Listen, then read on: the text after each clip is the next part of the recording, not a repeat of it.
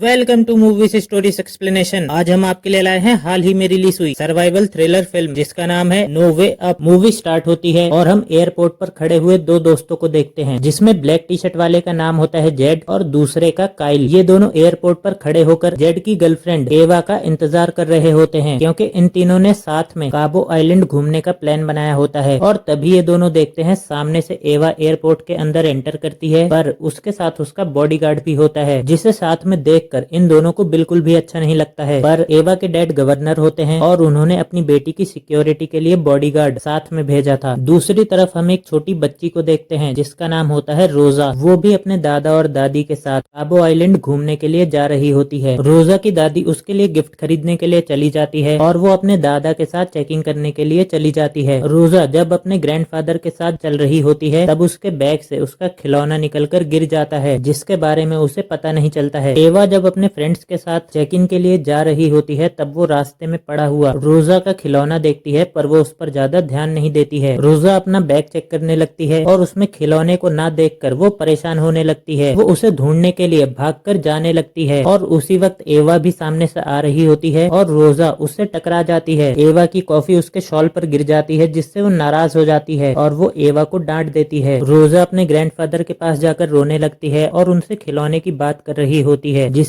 एवा सुन लेती है और उसे ध्यान आता है कि उसने खिलौने को रास्ते में पड़ा हुआ देखा था। एवा रोजा का खिलौना लाकर उसे दे देती है, जिसे पाकर वो बहुत खुश होती है। फ्लाइट चलने का वक्त हो जाता है और सभी पैसेंजर प्लेन के अंदर आकर बैठ जाते हैं। एवा का बॉडीगार्ड आगे वाली सीट पर बैठता है और एवा अपने फ्रेंड्स के साथ पीछे वाली सीट पर चली जाती है और इनका प्लेन टेक ऑफ हो जाता है। उनका प्लेन अचानक से बहुत हिलने लग जाता है, जिससे सभी लोग घबराने लगते हैं। तब पायलट बताता है कि प्लेन से कुछ चिड़िया टकरा गई थी, इसी वजह से प्लेन हिलने लगा है और बाद में प्लेन ठीक हो जाता है। रोजा विंडो से बाहर देखती है तो एरोप्लेन में आग लगना शुरू हो गई थी। वो इसके बारे में अपने दादा और दादी को बताती है। तब वो लोग उसकी सीट बेल्ट टाइट कर लेते हैं, बाद में अपनी भी। सभी पैसेंजर्स घबराने लगते हैं और अपनी सीट बेल्ट को बांधकर बैठ जाते हैं। थोड़ी ही देर में लोहे का एक टुकड़ा उनके एरोप्लेन से टकराता है, जिसके वजह से उनका प्लेन बीच से टूट जाता है, जिसके वजह से एरोप्लेन से बहुत सारे लोग बाहर गिर जाते हैं। उनका प्लेन पूरी ही तरीके से डिसबैलेंस हो चुका था, जिसमें कई लोगों को अपनी जान गंवानी पड़ती है और देखते ही देखते एरोप्लेन जाकर पैसिफिक ओशन में गिर जाता है। एरोप्लेन समुद्र की गहराइयों में जाने लगता है। इस बीच काइल के हाथों में चोट लग गई होती है, जिसका कि उसे एहसास तक नहीं होता है। वो अपने चारों तरफ समुद्र का पानी देखते हैं और पानी उनके प्लेन के अंदर भी एंटर कर जाता है। तो उनका प्लेन जब जमीन पर गिरता है तब उसका पीछे वाला हिस्सा ऊपर की तरफ था और आगे वाला नीचे की तरफ, क्योंकि एवा और उसके दोस्त पीछे की तरफ बैठे हुए थे, इसीलिए वहाँ पर पूरी तरीके से पानी नहीं आ पाया था और वो लोग वहाँ पर सांस ले सकते थे। पीछे की तरफ एक फ्लाइट अटेंडेंट भी बैठा होता है, वो भी इस हादसे में जिंदा बच गया था। वो चारों देखते हैं पानी में कुछ हलचल हो रही होती है। तब आगे से छोटी बच्ची रोजा एवा का बॉडीगार्ड रोजा की दादी को साथ में लाया होता है। उनके लंग्स में पानी भर गया था। तब फ्लाइट अटेंडेंट उन्हें सीपीआर देने लगता है, जिससे थोड़ी देर के बाद उनके लंग्स से पानी बाहर आ जाता है और वो होश में आ जाती हैं। इस वक्त एरोप्लेन में सिर्फ इतने ही लोग जिंदा बचे थे, बाकी सभी पैसेंजर्स की मृत्यु हो चुकी थी। रोजा अपने ग्रैंडफादर के बारे में पूछती है, तब बॉडीगार्ड बताता है कि उनकी भी मृत्यु हो चुकी है। सभी लोग घबराने लगते हैं। तब बॉडीगार्ड बोलता है कि हम एयरलॉक में हैं और यहाँ पर अभी के लिए हम सेफ हैं। अटेंडेंट कहता है कि चिंता की कोई बात नहीं है, प्लेन क्रैश होने से पहले पायलट ने रेडियो पर क्रैश के बारे में बता दिया था। रोजा की दादी का नाम होता है नाना। नाना बताती है कि एक पैसेंजर अपने साथ मेडिकल इमरजेंसी ऑक्सीजन सिलेंडर लाया था, जिससे हमें ऑक्सीजन के लिए कुछ मदद मिल सकती है, पर वो आगे की तरफ होता है। तब एवा का बॉडीगार्ड उस सिलेंडर को लेने के लिए जाने लगता है। नाना उसे कहती है कि अगर उसे उसके हस्बैंड की कैप मिल जाए तो वो उसे भी लेता है। बॉडीगार्ड आगे की तरफ जाता है तो वहाँ पर वो कई लोगों को मरा हुआ देखता है और उसे रोजा के ग्रैंडफादर की कैप मिल जाती है। उसे ऑक्सीजन सिलेंडर भी मिल जाता है और वो उसे लेकर पीछे की तरफ आने लगता है, पर तभी एक शार्क मछली उसके ऊपर हमला कर देती है।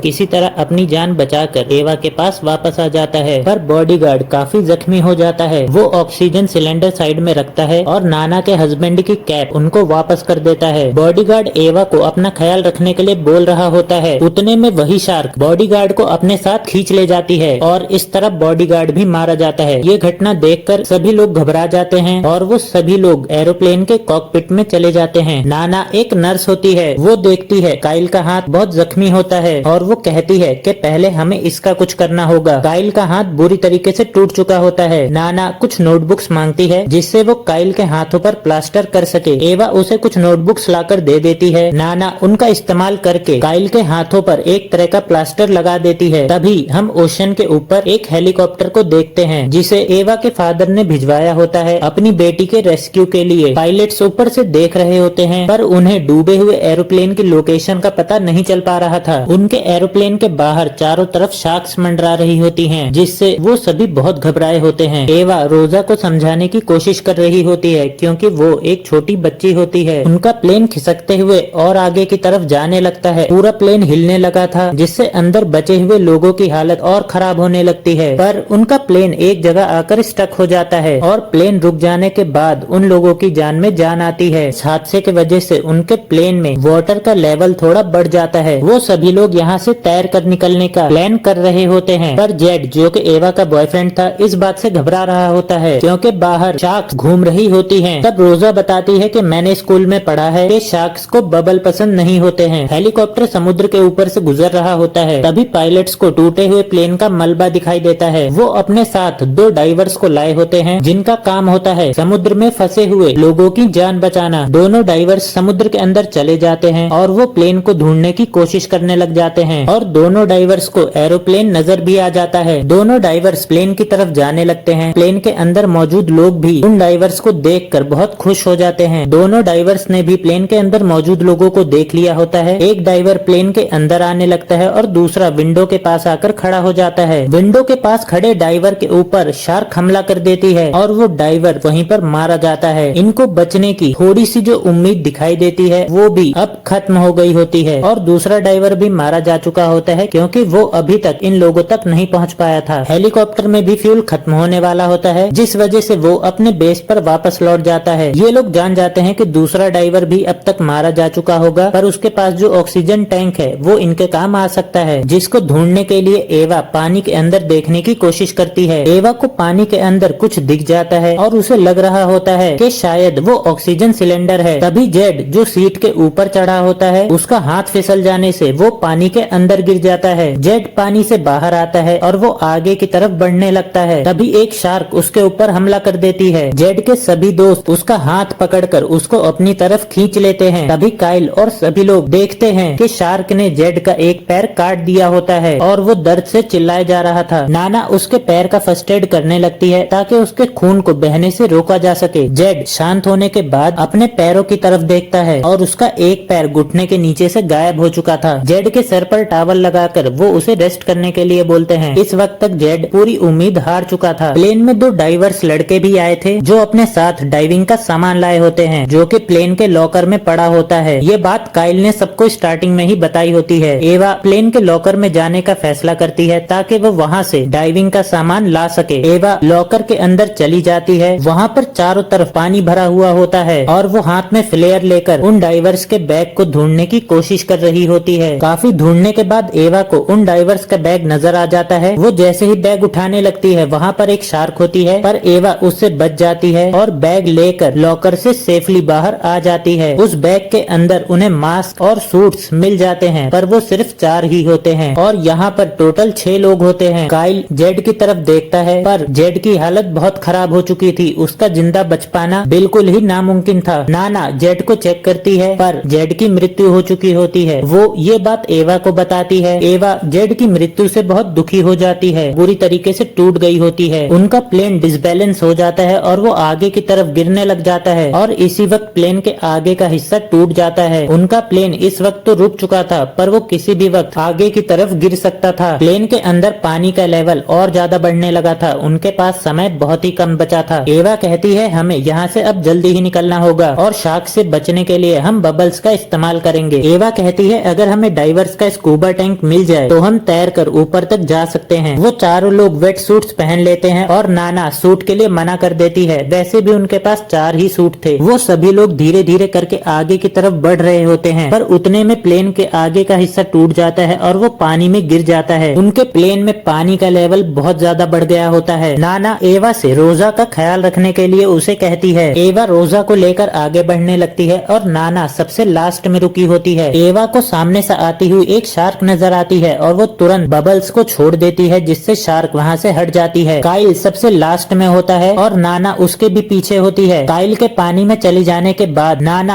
आगे ही नहीं बढ़ती है, वो प्लेन के अंदर ही रुकने का फैसला करती है। अपने हस्बैंड के बिना अब वो भी जीना नहीं चाहती थी और वहाँ पर पानी भर जाने के बाद नाना भी मारी जाती है। काइल नाना को देखकर पीछे की तरफ आ जाता है और वो घबराने लग जाता है। वो कह रहा होता है कि मैं पानी से नहीं निकल पाऊंगा और उतने में ही एक शार्क उसके ऊपर हमला कर देती है और यहाँ पर काइल का भी अंत हो जाता है। एवा को मरे हुए डाइवर का ऑक्सीजन सिलेंडर मिल जाता है, जिससे उनको ऑक्सीजन में तो मदद मिल जाती है, पर एवा देखती है कि अब सिर्फ 3 ही लोग जिंदा बचे हैं। एवा उन दोनों लोगों को आगे की तरफ भेज देती है, पर जैसे ही वो खुद निकलने लगती है उतने में एक शार्क वहाँ पर आ जाती है। एवा अपनी जान बचाने के लिए प्लेन के अंदर चली जाती है और शार्क उसके सामने आ जाती है, पर शार्क का पेट भरा होता है, इसलिए वो एवा को छोड़कर आगे बढ़ जाती है। एवा प्लेन के अंदर ही होती है और प्लेन खाई की गहराई में जाने लग जाता है। एवा अपनी पूरी ताकत लगा देती है और वो तैरते हुए प्लेन के बाहर आ गई होती है और वो डाइविंग सूट में लगे हुए लाइफ जैकेट को खोल देती है, जिससे कि वो ऊपर की तरफ तो चली जाए पर बिना ऑक्सीजन के उतनी ऊपर तक पहुंच पाना एवा के लिए बहुत ही मुश्किल होने वाला था। एवा ऊपर की तरफ तो जा रही होती है पर उसकी सांसें अब तक रुक चुकी होती हैं। समुद्र के सरफेस पर पहुंच जाने के बाद भी एवा बेहोश ही रहती है। ऊपर आने के बाद उसे थोड़ा ऑक्सीजन मिलने के बाद एवा होश में आ जाती है और वो घबराते हुए रोजा को ढूंढ रही होती है। उसे पानी में तैरता हुआ रोजा का खिलौना दिख जाता है और वो ऊपर देखती है 2 हेलीकॉप्टर्स उनके रेस्क्यू के लिए आए होते हैं। एवा हेलीकॉप्टर से लटकी हुई रस्सी को पकड़ लेती है। ऊपर जाने पर उसे हेलीकॉप्टर के अंदर फ्लाइट अटेंडेंट दिखता है और साथ ही उसे अंदर रोजा भी दिखाई देती है। रोजा को देखकर एवा बहुत खुश होती है। रोजा एवा से जब नाना के बारे में पूछती है तब एवा उसे बताती है कि वो अब नहीं रही। रोजा रोते हुए एवा के गले लग जाती है और हेलीकॉप्टर उन तीनों का रेस्क्यू करके उन्हें अपने बेस की तरफ ले जाने लगता है और इसी सीन के साथ ये मूवी यहाँ पर खत्म हो जाती है। आपको ये सर्वाइवल थ्रिलर मूवी कैसी लगी आप कमेंट सेक्शन में बता सकते हैं और अगर आपको मूवी पसंद आई हो तो मूवी को लाइक एंड चैनल को सब्सक्राइब भी कर सकते हैं। धन्यवाद।